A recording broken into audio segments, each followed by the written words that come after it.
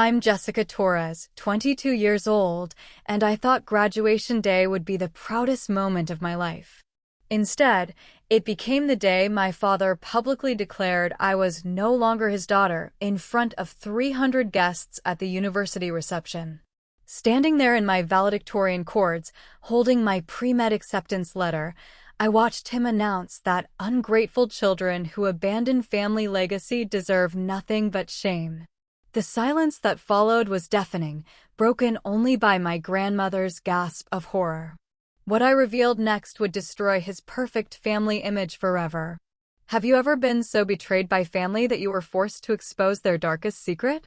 Drop your predictions about what family truth I was hiding in the comments below, and don't forget to hit like and subscribe because this DNA revelation and graduation revenge drama will leave you absolutely speechless. The favoritism didn't start at graduation. It had defined every day of my 22 years. My half-brother Marcus, just 14 months older than me, had been the golden child since the moment he could walk. While I earned straight A's and worked part-time jobs to save for college, Marcus coasted through high school with C averages and received constant praise for his practical intelligence and natural leadership abilities. The family business, Torres Construction, had been built around the assumption that Marcus would eventually take over as CEO. Dad spent weekends teaching him about contracts and client relations, while I was expected to help Mom with housework and family obligations. When I expressed interest in joining the business discussions, Dad would smile condescendingly and suggest I focus on more suitable activities like planning family events or managing the company's social media. Every academic achievement I earned was either ignored or diminished in favor of Marcus's latest mediocre accomplishment. When I won the state science fair with my research on genetic disorders, the family dinner conversation centered on Marcus, making the JV basketball team. When I received a full scholarship to study pre-medicine at the state's top university, Dad's response was disappointment that I wouldn't be available to work in the family business during college. The financial disparity was the most painful aspect of the favoritism. Marcus received a new truck for his 16th birthday, a fully funded college education, and monthly allowances that exceeded my part-time job earnings. I worked 20 hours a week throughout high school to save money for medical school applications, textbooks, and living expenses, while Marcus's every want was immediately fulfilled by parents who saw his success as the family's primary investment. The family business itself was a monument to Marcus's supposed brilliance. Dad had restructured the entire company around preparing Marcus for leadership, creating a VP position for him straight out of college, despite his business degree from a mediocre school where his grades barely qualified for graduation. Torres Construction's marketing materials featured photos of Dad and Marcus as the father-son team building our community's future, while I remained invisible despite my academic achievements and work ethic. But the most infuriating part was how my success was actively discouraged in favor of supporting Marcus's career. When I received early acceptance to medical school, Dad's first response wasn't congratulations, it was frustration that my education timeline would prevent me from helping Marcus establish himself in the business. He suggested I defer medical school for a few years to provide family support, while Marcus learned the construction industry. The suggestion that I delay my dreams to facilitate Marcus's advancement was presented as family loyalty and sisterly duty. Dad painted my medical ambitions as selfish pursuits that would take me away from family obligations, while Marcus's business career was described as serving the greater good of our family legacy and community employment. Every family gathering reinforced the hierarchy that placed Marcus's needs above my achievements. Extended family members were regularly updated on Marcus's business projects and girlfriend relationships, while my academic honors and medical school preparations were mentioned only as afterthoughts, if at all. I became the family member whose success was acknowledged but never celebrated, whose contributions were expected but never appreciated. The psychological impact was devastating. I began to question whether my academic excellence was somehow selfish or whether my career goals were too ambitious for someone who should be supporting her brother's success instead.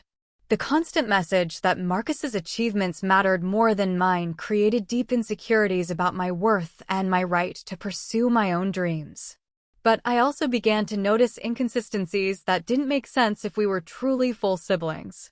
Marcus had different facial features, different athletic abilities, and completely different personality traits than anyone else in our family. He resembled Dad in some ways, but there were significant differences that became more apparent as we grew older. The biggest inconsistency was medical. During my genetics courses, I learned about inherited conditions and traits that should have appeared in both Marcus and me if we shared the same parents. When I tried to construct a family medical history for my medical school applications, I discovered gaps and contradictions that suggested our genetic heritage wasn't what I'd been told. The questioning that started with academic curiosity evolved into something much more serious when I realized that the family favoritism might have roots in secrets I'd never suspected. The brother who'd been elevated above me my entire life might not actually be my father's son, which would explain decades of unequal treatment that had shaped both of our lives. That realization changed everything. If Marcus wasn't Dad's biological child, then the favoritism that had defined our family dynamics was based on lies and deception rather than genuine parental instinct. The family business structure, the financial inequity, and the constant promotion of Marcus's interests over mine might all be elaborate compensation for a secret that my parents had been hiding for over 2 decades. I started paying closer attention to family interactions, looking for clues about the truth behind Marcus's parentage and our parents' marriage history. The investigation that began with academic curiosity about genetics was about to uncover family secrets that would explain everything and give me the power to demand the respect I'd been denied my entire life.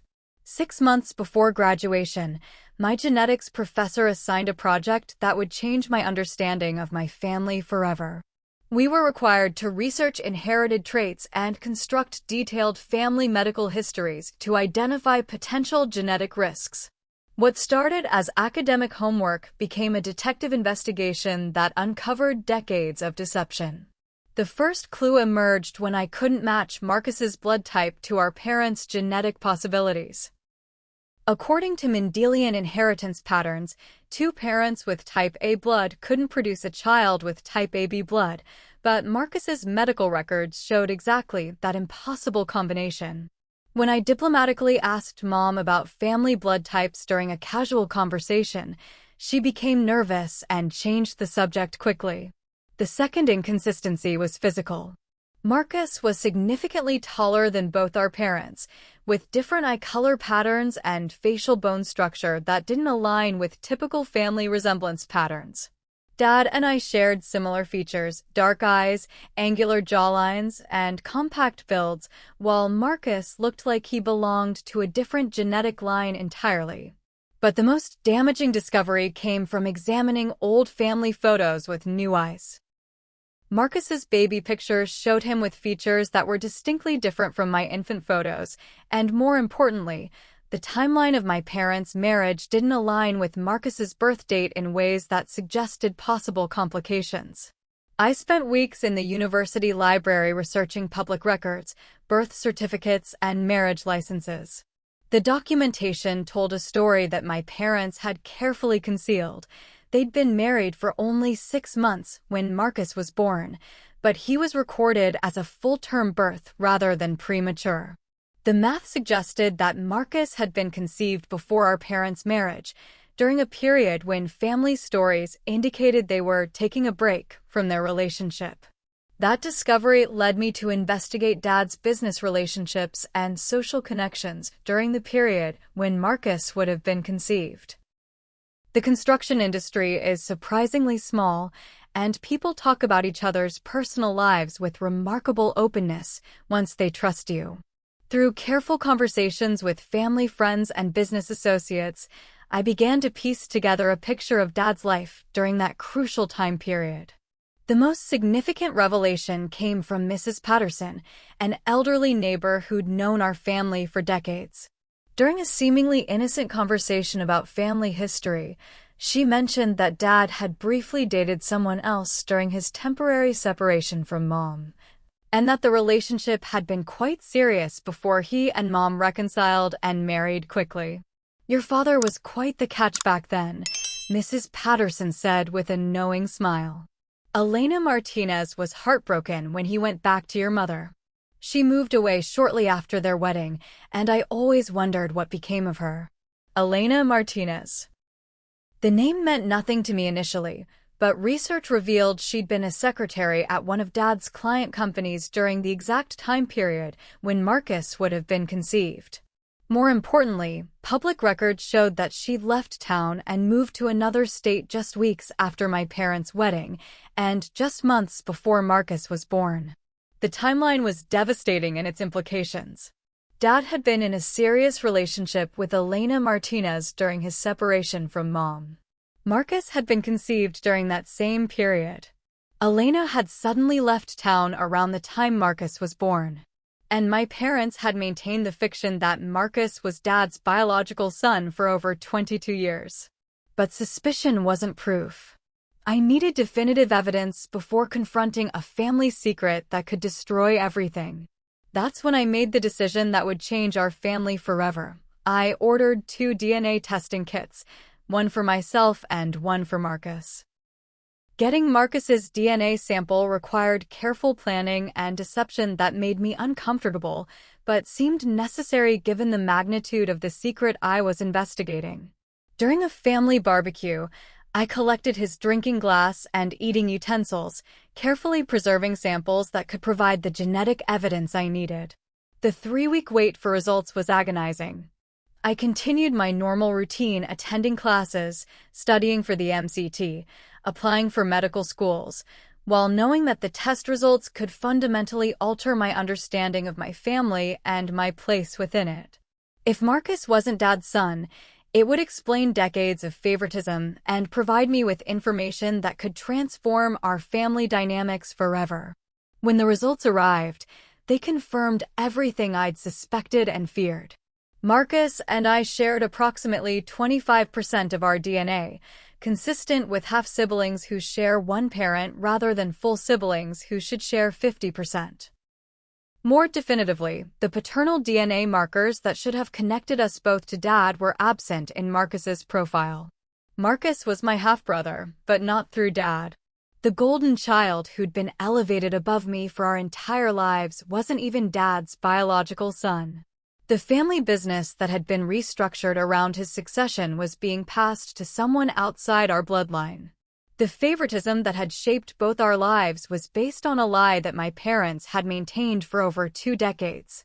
Armed with genetic proof of what I'd suspected, I began planning how to use this information. The knowledge was powerful but dangerous. Revealing the truth would destroy family relationships and shatter Marcus's identity, but continuing to hide it would mean accepting a lifetime of diminished status based on deception. The decision was made for me at graduation, when Dad's public disownment crossed a line that couldn't be uncrossed. The humiliation of being declared no longer his daughter in front of hundreds of people demanded a response that would match the magnitude of his cruelty. The family secret I discovered would become the weapon I needed to reclaim my dignity and expose the hypocrisy that had defined our family for over 20 years. I had the DNA results, the timeline documentation, and the emotional justification to detonate a truth bomb that would level our family's carefully constructed facade. Dad wanted to disown me for pursuing my dreams instead of serving his favorite child? Perfect. He was about to learn that his favorite child wasn't actually his child at all. Graduation morning started with promise and ended with devastation. The sun was shining on the university campus as families gathered to celebrate their children's achievements, and I felt genuinely hopeful that this day might finally earn me the recognition I'd worked so hard to achieve. I'd graduated summa cum laude, earned valedictorian honors, and received early acceptance to medical school with a partial scholarship, accomplishments that any parent should celebrate with pride. My family arrived 45 minutes late to the ceremony, missing my valedictorian speech entirely. While other families had saved seats in the front rows and brought flowers and cameras, mine rushed in during the middle of the program and found seats in the back. Dad's face showed obvious irritation rather than pride, and Marcus spent most of the ceremony scrolling through his phone instead of watching the graduation proceedings. When my name was called for recognition as the valedictorian with highest academic achievement, the applause from other families was enthusiastic and supportive. From my own family's section, I could see polite clapping and what looked like checking watches and phone messages. The contrast with other families' celebration was embarrassing and heartbreaking. The reception that followed was where Dad decided to make his grand statement about ungrateful daughters and family loyalty.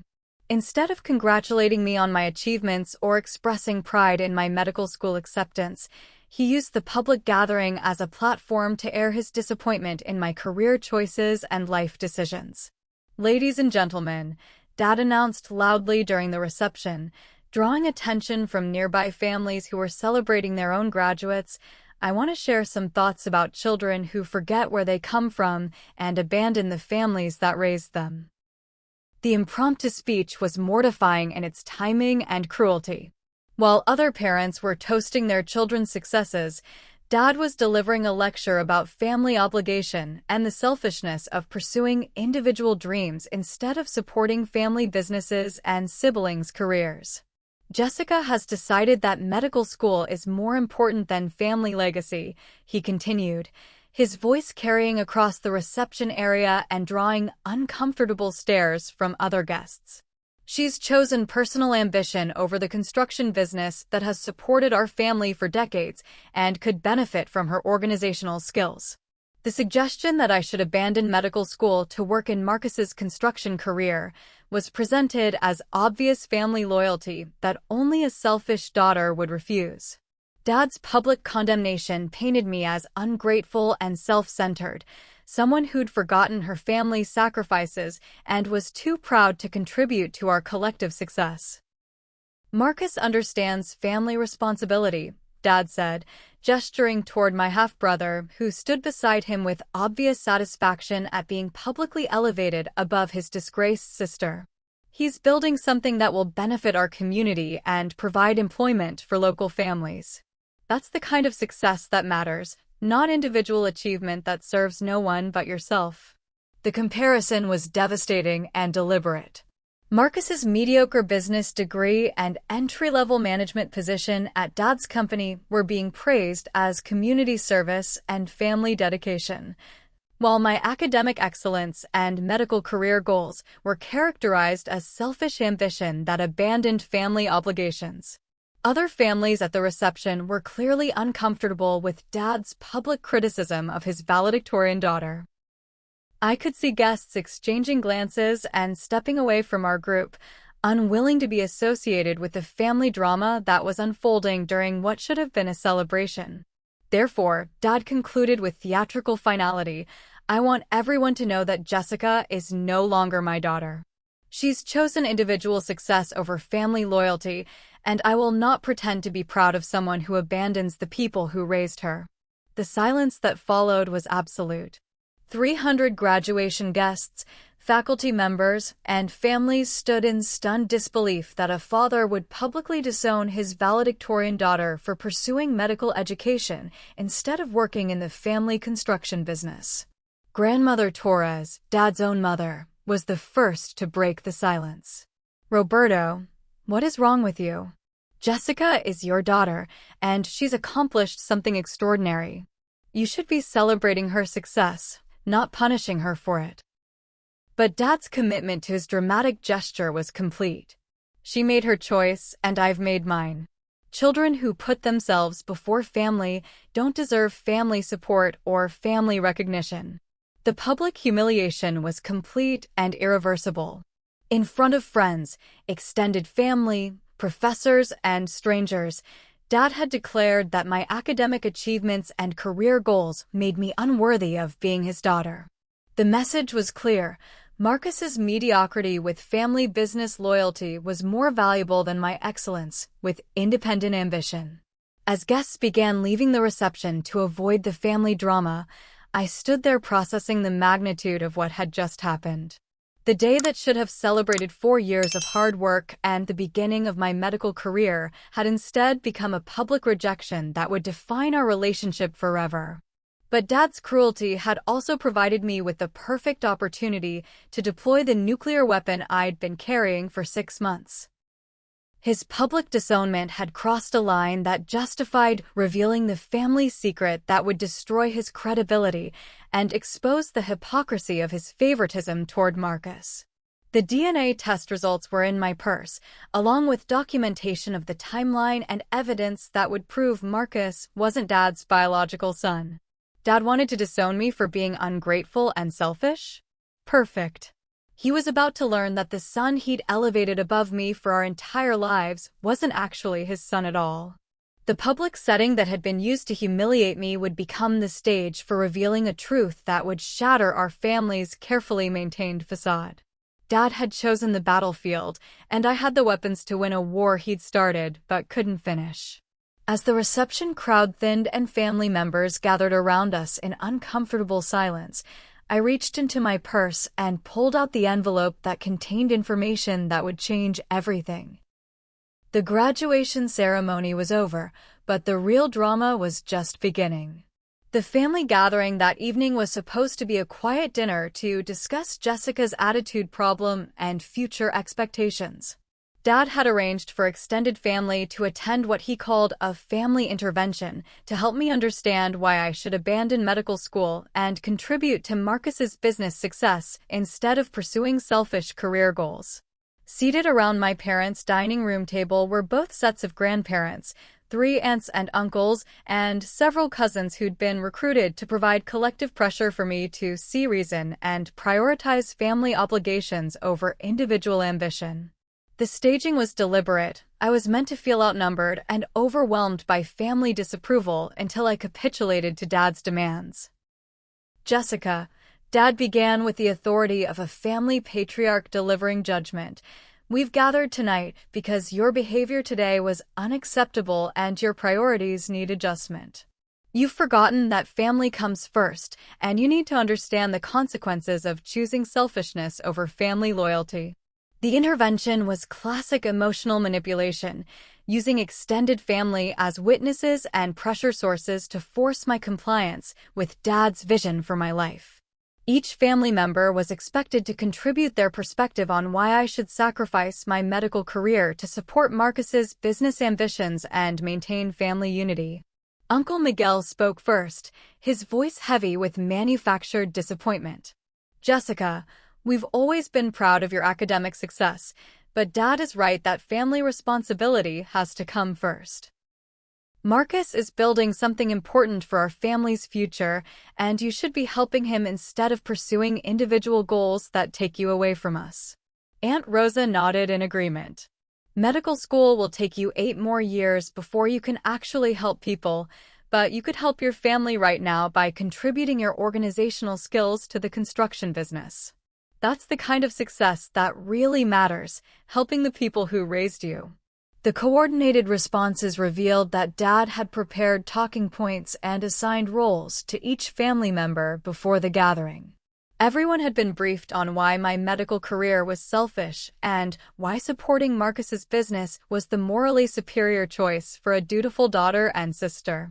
But I'd prepared for this moment too. The DNA test results were organized in a folder on my lap, along with documentation of the timeline and evidence that would transform this family intervention into a truth-telling session that would destroy Dad's credibility forever. I appreciate everyone gathering to discuss my future, I said calmly, my voice steady despite the adrenaline coursing through my system. But before we talk about family loyalty and selfish choices, I think we need to discuss some interesting discoveries I've made about our family. The change in tone was subtle but unmistakable. Instead of responding defensively to their criticism, I was taking control of the conversation and introducing a new topic that would shift the focus from my career choices to much more serious family issues. Dad, you've spent this entire day talking about ungrateful children and family loyalty, I continued, opening the folder and spreading DNA test results across the dining room table. But I think we need to discuss what family loyalty looks like when it's based on lies and deception. The papers that landed on the table were official laboratory documents showing genetic analysis and paternity testing results. The scientific terminology and official seals were immediately recognizable as serious medical documentation, not family photos or sentimental materials. These are DNA test results comparing Marcus and me, I announced to the silent room. The results show that we share approximately 25% of our genetic material, which is consistent with half-siblings who share one parent, not full siblings who should share 50%. The scientific explanation was delivered in the calm, factual tone I'd learned in my pre-medical courses. I wasn't making emotional accusations or dramatic declarations. I was presenting empirical evidence that could be verified and couldn't be denied. Dad's face went white as he processed the implications of what I was revealing. Jessica, what is this? What are you trying to prove with some ridiculous genetic test? I'm proving that Marcus is not your biological son, I said simply, pulling out additional documentation. These results show that while Marcus and I share maternal DNA consistent with having the same mother, we do not share paternal DNA that would connect us both to you. The silence in the room was deafening. Extended family members who'd been prepared to lecture me about family loyalty were now staring at evidence that the family they'd been defending was built on fundamental deception about paternity and relationships. This is ridiculous, Marcus said, his voice shaking with obvious panic. You're making this up. You're lying because you're angry about today. DNA tests can be wrong. DNA tests from certified laboratories are accurate to 99.9%, I replied calmly. But if you'd like independent verification, I encourage you to order your own test and compare the results to Dad's genetic profile. Mom, who'd been silent throughout the intervention, finally spoke with a voice that was barely above a whisper. Jessica, please don't do this. Please don't destroy our family. The plea revealed everything. Mom's immediate response wasn't confusion about the test results or defense of the family's legitimacy. It was begging me not to reveal a truth that she'd been hiding for over 20 years. Mom, I said gently, did you think I would never discover the truth?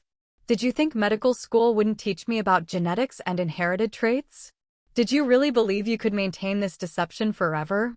Grandmother Torres, Dad's mother, was staring at the DNA results with the expression of someone processing information that explained decades of confusion. Roberto, she said slowly, is this why Marcus looks nothing like anyone in our family? Is this why you've always treated him so differently from Jessica? The question that had been unspoken for years was finally articulated by someone with the moral authority to demand an answer. If Marcus wasn't Dad's son, it would explain the excessive favoritism, the business restructuring, and the guilty overcompensation that had shaped our entire family dynamic. Dad was still trying to deny the evidence. This is fake. This is some kind of revenge scheme because Jessica is angry about not getting her way. She's lying to hurt our family. Then take your own DNA test, I challenged. Order your own genetic analysis and compare it to Marcus's results. If I'm lying, the science will prove it. If I'm telling the truth, you'll have to acknowledge that you've spent 22 years elevating another man's son above your actual daughter. The challenge was simple and definitive. DNA evidence couldn't be argued with or explained away. Either Marcus was Dad's son or he wasn't, and genetic testing would provide absolute proof one way or the other. Have you ever watched someone's entire worldview crumble when they're confronted with undeniable truth? When years of lies and manipulation are exposed by evidence that can't be denied or explained away. Share your thoughts about family secrets and DNA revelations in the comments below, because what happened next will show you exactly why truth is the ultimate weapon against family manipulation. Uncle Miguel was the first to speak into the devastating silence. Roberto, if this is true, if Marcus isn't your son, then you've been treating your actual daughter like garbage while elevating another man's child. Do you understand how twisted that is? The room erupted in accusations and denials, with family members demanding explanations and Dad desperately trying to maintain his authority while facing genetic evidence that destroyed his credibility. But the truth was out, and there was no putting it back in the bottle. The family intervention designed to force my compliance had become a truth-telling session that exposed decades of deception and shattered the foundation of our family's identity. Dad wanted to discuss family loyalty? Perfect. We were about to discover what family loyalty looked like when it was based on honesty instead of lies. The aftermath of my DNA revelation was immediate and catastrophic. Dad's authority collapsed entirely as extended family members processed the implications of 22 years of deception and misdirected favoritism.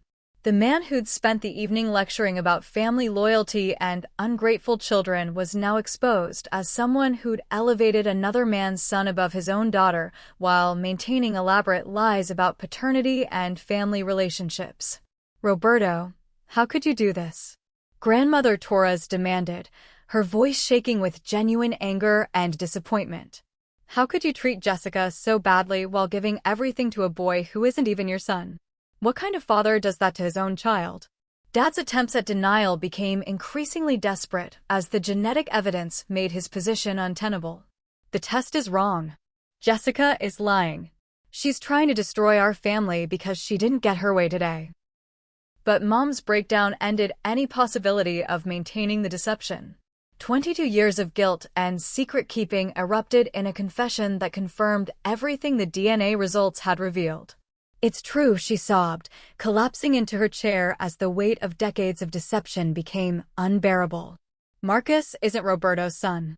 I had an affair with Elena's brother during our separation, and when I realized I was pregnant, Roberto and I got married quickly to cover up the timeline. The confession was devastating in its completeness. Not only was Marcus not Dad's biological son, but the entire foundation of our family, the marriage, the business succession plans, the favoritism that had defined our relationships, was based on covering up Mom's affair and pregnancy. Marcus's reaction was the most heartbreaking aspect of the revelation.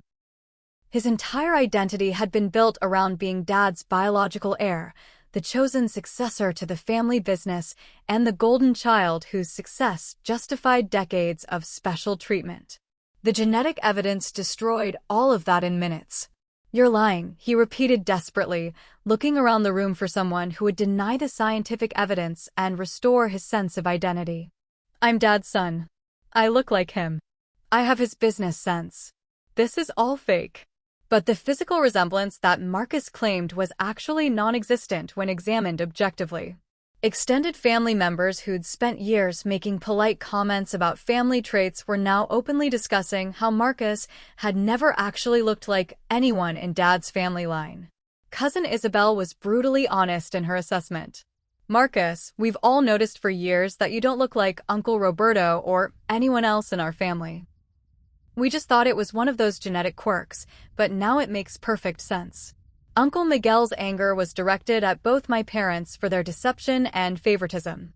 Roberto, you spent 22 years making Jessica feel like she wasn't good enough while pouring money and attention into raising another man's child. Do you understand how cruel that is?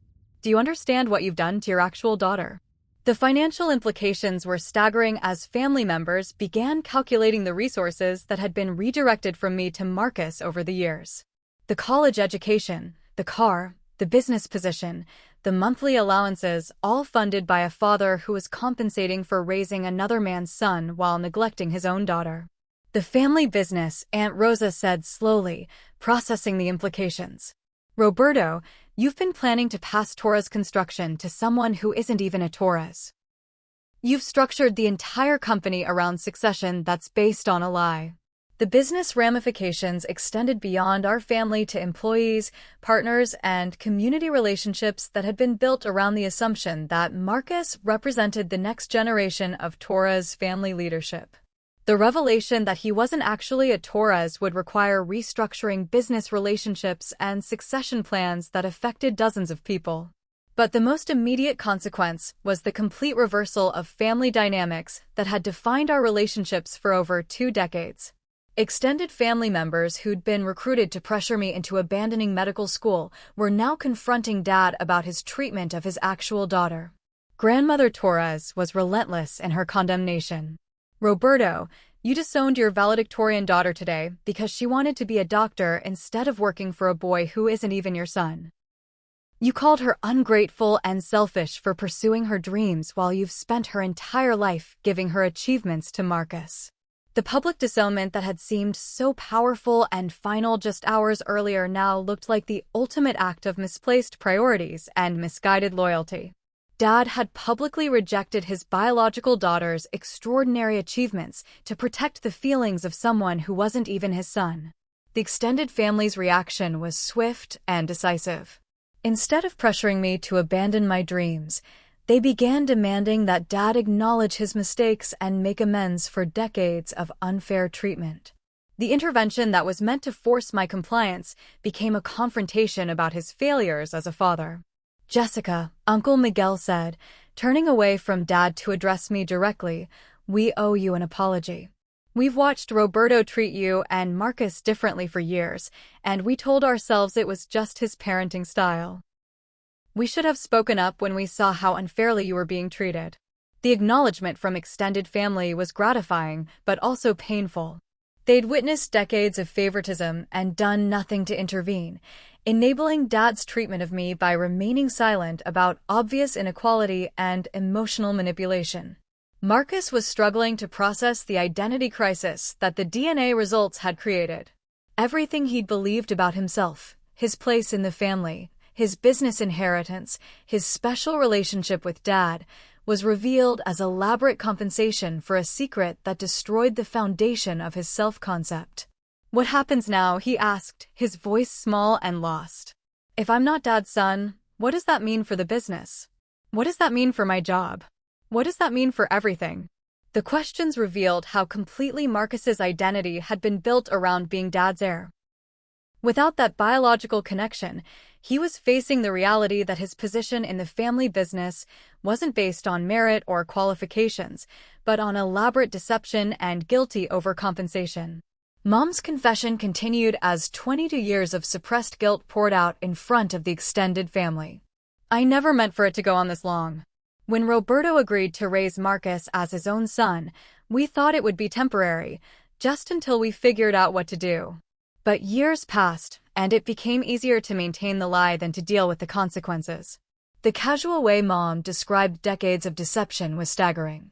What had started as a temporary cover-up for an affair had evolved into a fundamental reorganization of family priorities that had shaped both Marcus's and my entire lives.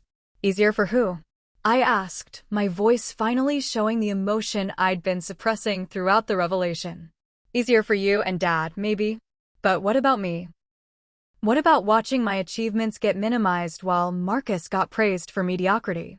What about working 3 jobs to pay for my own education while he got everything handed to him?"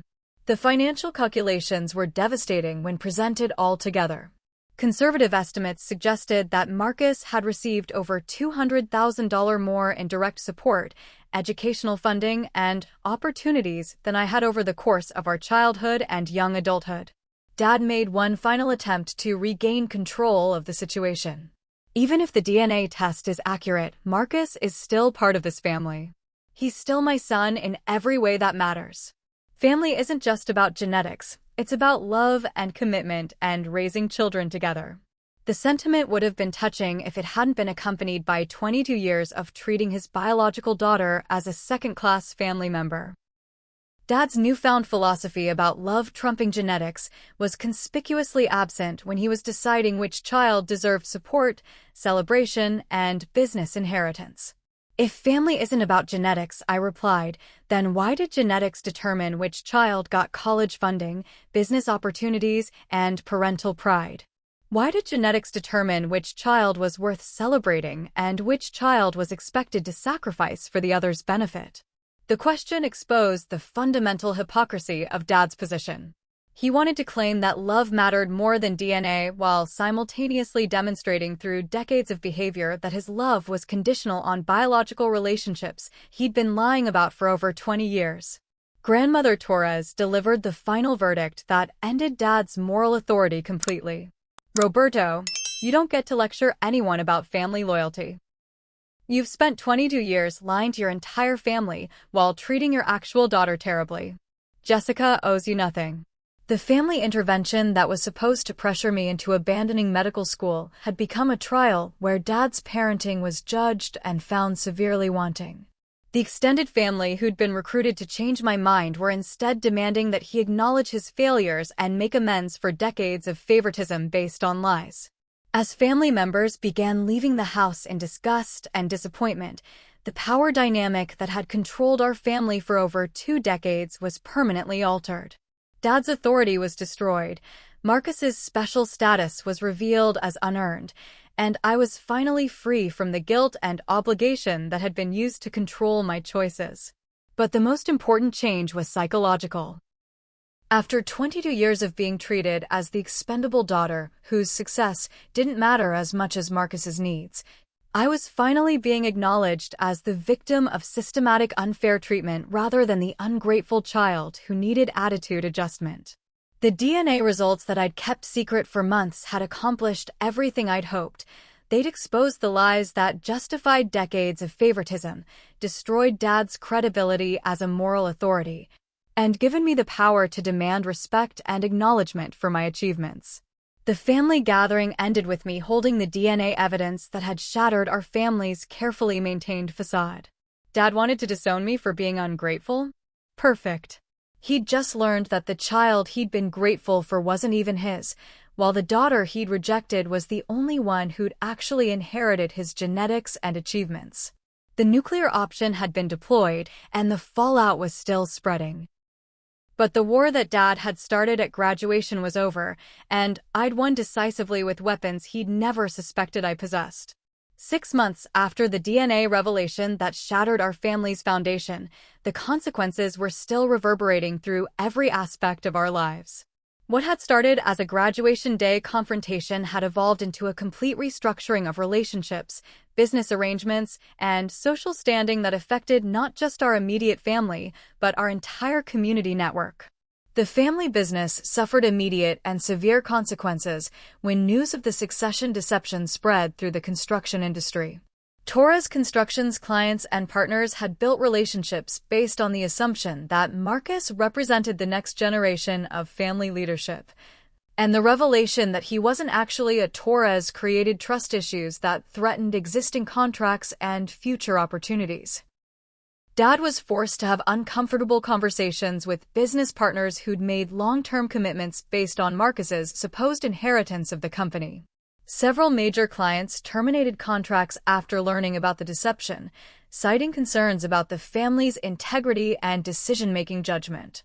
Roberto, Mr. Chin, their largest commercial client, explained during a tense meeting, "We built our partnership around the assumption that your family business had legitimate succession planning.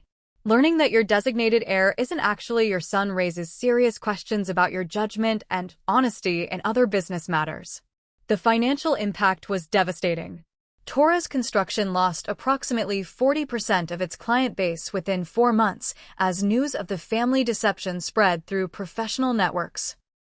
Dad was forced to lay off employees and downsize operations while trying to rebuild credibility in an industry where reputation and trust are essential for success. Marcus's adjustment to his new reality was even more challenging than the business consequences. His entire adult identity had been built around being Dad's chosen heir, and discovering that his special status was based on guilt and deception rather than merit or biological connection triggered a complete psychological breakdown.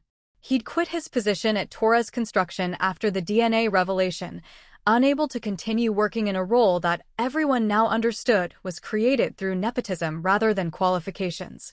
But his business degree from a mediocre school and his complete lack of real work experience made finding employment incredibly difficult.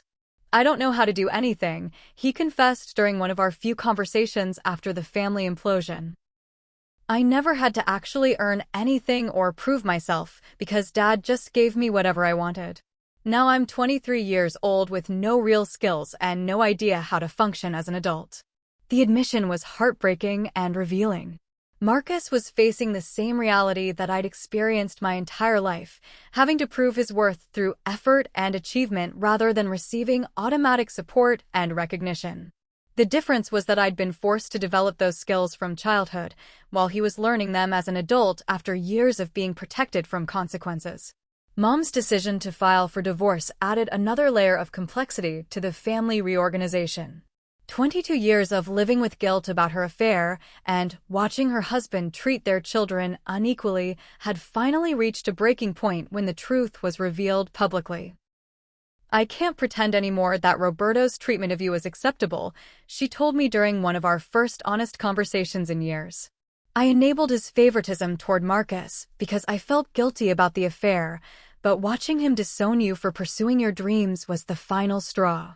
The divorce proceedings were revealing the full extent of the financial mismanagement that had been hidden behind the family business structure. Dad had been using company resources to fund Marcus's lifestyle and opportunities, creating tax implications and business debt that complicated the asset division process. But Mom's biggest confession was about her role in perpetuating the favoritism that had defined our family dynamics. "I should have protected you from Roberto's treatment," she admitted through tears. "I should have insisted that both of you receive equal support and recognition. Instead, I let him give Marcus everything while you had to work for scraps of attention." The acknowledgement was validating but also painful. For 22 years, I'd believed that my achievements weren't impressive enough to earn parental pride, when the reality was that Mom had been enabling Dad's compensation for raising another man's son at my expense.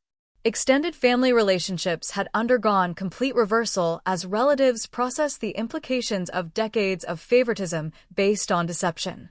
Family members who'd previously seen me as the ungrateful daughter who didn't appreciate Marcus's success were now viewing me as the victim of systematic emotional manipulation. Grandmother Torres was the most vocal in her support and regret. "Jessica, I've been thinking about every family gathering, every achievement of yours that got overshadowed by Marcus's mediocrity, and I'm ashamed that we didn't speak up. We enabled Roberto's treatment of you by staying silent when we should have been demanding equal treatment." The family group chat that had been dominated by updates about Marcus's business ventures and relationship developments was now focused on my medical school progress and achievements. It was gratifying, but also bittersweet. I was finally receiving family support and recognition, but only after revealing a devastating secret that had destroyed our family's foundation. Uncle Miguel had become particularly supportive, regularly checking on my academic progress and offering encouragement that I'd never received during my undergraduate years. "Jessica, I want you to know that we're all incredibly proud of what you've accomplished despite being treated so unfairly. Your success is even more impressive when we understand the obstacles Roberto put in your way." The community gossip was intense and widespread. News of the DNA revelation and family deception had spread through our social circle, church community, and professional networks with the speed and intensity of a major scandal. Dad's reputation as a successful businessman and family man was completely destroyed by the revelation of his lies and favoritism. The most interesting development was the emergence of Marcus's biological father, Elena's brother Miguel Martinez, who'd been unaware of Marcus's existence until the family drama became public knowledge through mutual acquaintances. The reunion was awkward and complicated, as Marcus struggled to build a relationship with his actual father while processing the identity crisis created by learning his entire family history was fabricated. But the most satisfying aspect of the fallout was my complete freedom from family guilt and obligation. For 22 years, I'd carried the burden of never being good enough to earn Dad's pride or support. Now I understood that his treatment of me was never about my achievements or worthiness. It was about his guilt over raising another man's son and his overcompensation for that deception. My medical school performance improved dramatically once I was free from the psychological weight of family disapproval and competition with Marcus's unearned advantages. Without the constant stress of trying to prove my worth to parents who were incapable of recognizing it, I was able to focus entirely on my studies and career goals. The acceptance letter to Johns Hopkins for my residency program arrived in March, representing the culmination of years of hard work and the beginning of the medical career I dreamed about despite family opposition. This time, there was no family drama or guilt about pursuing individual success over family obligations, just pure excitement about the future I'd earned through my own effort and determination. As the spring semester ended and I prepared for the next phase of my medical education, I reflected on the year that had changed everything. The DNA revelation that destroyed our family's lives had also liberated me from relationships based on deception and guilt. Sometimes the most loving thing you can do is expose the truth that everyone has been avoiding. 1 year after the graduation day confrontation that changed everything, I was sitting in my Johns Hopkins residency program orientation, surrounded by the most brilliant medical students in the country. The white coat ceremony that morning had been everything I dreamed about, a celebration of achievement, dedication, and the beginning of a career dedicated to healing and service. But the most meaningful moment wasn't the official ceremony or the prestigious program acceptance. It was the phone call I'd received that morning from Dad, his voice heavy with emotion and genuine remorse for the first time in my memory. "Jessica," he'd said, struggling to find words for a conversation that was 2 decades overdue, "I want you to know how proud I am of what you've accomplished, and how sorry I am for everything I put you through. You achieved all of this despite my failures as your father, not because of any support I provided." The apology was comprehensive and specific, acknowledging not just the graduation day disownment, but the 22 years of favoritism, financial inequality, and emotional manipulation that had preceded it. Dad had spent months in therapy working through his guilt about raising Marcus while neglecting me, and the conversation showed genuine understanding of how his choices had affected my life. "I know I can't undo the damage I caused," he continued, "but I want you to know that everything you've achieved, the valedictorian honors, the medical school success, the residency at Johns Hopkins, all of that came from your own strength and determination. You're a better person than I ever was, and you succeeded despite having a father who failed you in every way that mattered." The acknowledgement was everything I'd needed to hear, but had stopped expecting. After years of being told my achievements didn't matter as much as supporting Marcus's mediocrity, I was finally hearing genuine recognition of my success from the person whose approval had mattered most. Marcus's transformation over the past year had been equally remarkable, but in completely different ways. Stripped of his unearned advantages and forced to develop actual work skills, he discovered capabilities and interests that had been buried under years of entitlement and enabling. He was working as a construction supervisor for a competitor of Dad's company, earning his position through competence and reliability rather than nepotism. The job was demanding and paid less than his previous role at Torres Construction, but he was building genuine expertise and self-respect for the first time in his life. "Jessica," he told me during our last conversation, "I know I can never make up for the years when I benefited from Dad's favoritism while you were ignored. But I want you to know that therapy has helped me understand how toxic our family dynamics were and how much strength it took for you to succeed despite being treated so unfairly." The conversation had been awkward but honest, with Marcus taking full responsibility for his role in perpetuating family dynamics that had been harmful to both of us. He was learning to build an identity based on his own efforts rather than inherited advantages, and the process was making him a more mature and empathetic person. Mom's journey toward accountability had been more complex, but equally important. The divorce from Dad had been finalized 6 months earlier, with asset division that finally acknowledged the financial resources that had been redirected from me to Marcus over the years. She'd used her settlement to establish a trust fund for my medical school expenses, partial compensation for the college funding that had been given to Marcus instead. "I can't give you back your childhood or the family support you deserved," Mom had explained when presenting me with the trust fund documents, "but I can ensure that the rest of your medical education is funded without the financial stress you've carried for years." The gesture was meaningful not just financially, but as acknowledgement of the debt our family owed me for years of unequal treatment and support. It wasn't complete compensation for what I'd lost, but it was genuine recognition that I deserved resources that had been denied to me while being freely given to Marcus. Extended family relationships had stabilized into something healthier and more honest than anything I'd experienced before the DNA revelation. Family gatherings now included genuine celebration of my achievements without the previous dynamic of minimizing my success to protect Marcus's feelings. Grandmother Torres had become particularly supportive, regularly sending care packages and words of encouragement that acknowledged both my accomplishments and the obstacles I'd overcome to achieve them. Jessica, every time I see you succeeding despite everything Roberto put you through, I'm reminded of how strong and determined you are. You're everything we should have been celebrating all along. The most unexpected development was my relationship with David Chin, a fellow resident in the pediatric surgery program who'd been intrigued by my story of overcoming family dysfunction to pursue medical excellence. Our relationship had developed naturally through shared academic interests and mutual respect for each other's professional goals. What I admire about you, David had told me during one of our study sessions, isn't just your medical knowledge or clinical skills, but your resilience and determination. You've built an extraordinary life despite having a family that failed to support you, and that strength is incredibly attractive. The relationship was healthy in ways I'd never experienced, built on mutual respect, shared goals, and genuine appreciation for each other's achievements rather than competition or manipulation. David celebrated my success without feeling threatened by it, and I supported his career goals without being expected to sacrifice mine for his benefit. Our engagement had been announced at a family gathering where, for the first time in my memory, I was the center of attention for positive reasons.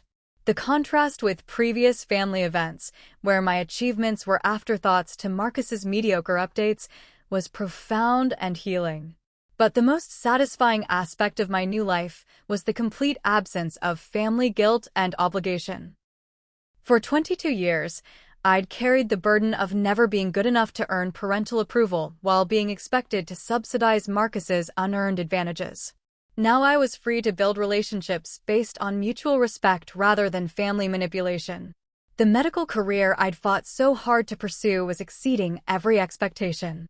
My research in pediatric genetics was being published in prestigious journals, my clinical skills were being recognized by attending physicians, and my future in medicine looked incredibly bright.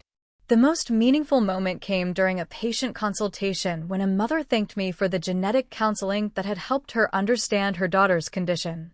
"Dr. Torres," she said with genuine gratitude, "your expertise saved our family from years of uncertainty and worry. Thank you for choosing medicine and helping families like ours." The thank you is everything I dreamed about when I first decided to become a doctor despite family opposition. I was helping people, using my intelligence and education to make a genuine difference in the world, and building a career based on service and healing rather than family politics and manipulation. As I prepared for my second year of residency, I reflected on the journey that had brought me from family rejection to professional fulfillment. The DNA revelation that had destroyed our family's facade had also liberated me from relationships based on deception and inequality. Have you ever had to expose family secrets to protect yourself from manipulation? Have you discovered that the love and support you thought you were missing was actually being withheld based on lies and favoritism? Share your experiences with overcoming family dysfunction in the comments below, because your courage might inspire someone else to choose their own truth over family deception. If this story resonated with you, please hit that like button and subscribe for more real-life family drama and triumph stories. Share this video with anyone who needs to hear that it's okay to reveal family secrets when those secrets are being used to justify unfair treatment, and that sometimes the most loving thing you can do is expose the truth that everyone has been avoiding. Thank you for joining me on this journey from family rejection to professional success, for supporting my decision to choose truth over comfortable lies, and for understanding that healthy families are built on honesty and equal treatment rather than favoritism and deception. Here's to building lives based on our own achievements rather than other people's guilt, and to having the courage to demand the respect and recognition we've earned through our own efforts. Remember, you don't owe anyone silence about truths that affect your life just because those truths are inconvenient for people who've been treating you unfairly. You deserve relationships based on honesty and mutual respect. Trust your instincts, pursue your dreams, and never apologize for refusing to enable family dysfunction, even when exposing that dysfunction requires revealing devastating secrets. The sweetest justice isn't revenge or destruction.